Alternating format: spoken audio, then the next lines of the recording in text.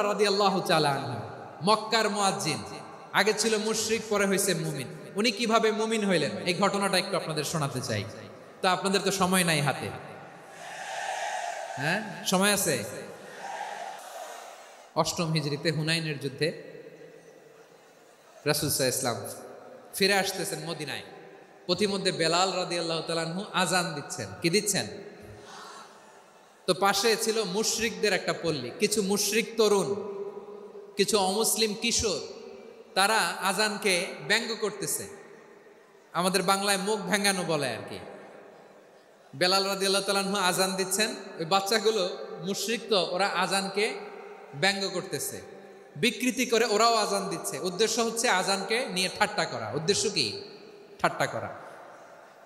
ব্যাপারটা মনে কষ্ট পাওয়ার মতো ব্যাপার না? কিন্তু বিশ্বনবী ওইখানে দেখেন কি খুঁজলেন। বিশ্বনবী খেয়াল করলেন অমুসলিম কিশোরদের মধ্য থেকে একটা কিশোরের গলাটা বড় দরাজ গলা, কণ্ঠটা বড় সুন্দর।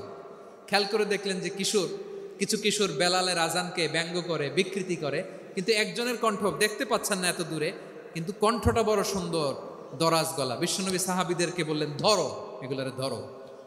সবগুলারে ধরে বিশ্বনবীর সামনে আনা হলো। ওরা হাঁটু গেড়ে বসলো। বিশ্বনবী বললেন, তোমাদের মধ্যে কে যেন ব্যঙ্গ করে আজান দিচ্ছিল, তার গলাটা বড় উঁচু, গলার বেসটা বড় মজবুত, মেলোডিয়াস, সুমধুর কণ্ঠ। কে? আবু মাহজুরা বলে, আমার বন্ধুরা সবাই আমার দিকে আঙ্গুল দেখায়, আমি পড়ে গেছি বিপদে। রাসূল সাল্লাল্লাহু আলাইহি ওয়াসাল্লাম বাকি অমুসলিম তরুণদেরকে ছেড়ে দিলেন, বললেন তোমরা যাও। এবার আবু মাহজুরারে পাইছে। আবু মাহজুরার চুলের মধ্যে হাত দিলেন বিশ্বনবী, মাথায় হাত দিয়ে বললেন, এবার আজান দাও দেখি। আবু মাহজুরা বলে, আমি তো আজান দিতে জানি না, কারণ আমি তো বেলালেরটা শুইনা দিছি, আমার তো মুখস্থ নাই, আমি তো আজান দিতে জানি না। বিশ্বনবী বললেন, জানো না? তাহলে আসো, আমি তোমারে শিখাই দেই। সুবহানাল্লাহ পড়ে। আবু মাহজুরা হাঁটু গেড়ে বসে, বিশ্বনবীর মোবারক হাত আবু মাহজুরার চুলের মধ্যে।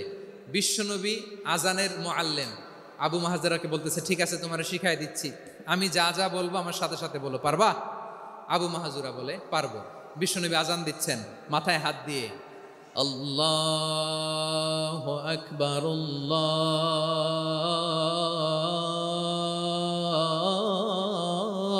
আল্লাহু আকবার। আবু মাহজুরা এই বাক্যটা পড়লেন। বিশ্বনবী দ্বিতীয় বাক্য পড়তে আরম্ভ করলেন, আল্লাহু আকবার,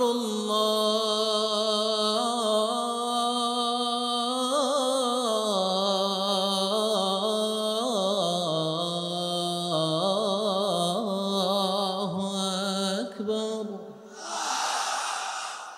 আবু মাহজুরা এই বাক্যটা বললেন। বিশ্বনবী আবু মাহজুরার মাথার মধ্যে হাত দিয়ে তৃতীয় বাক্য বললেন, আশহাদু আল্লা ইলাহা ইল্লাল্লাহ,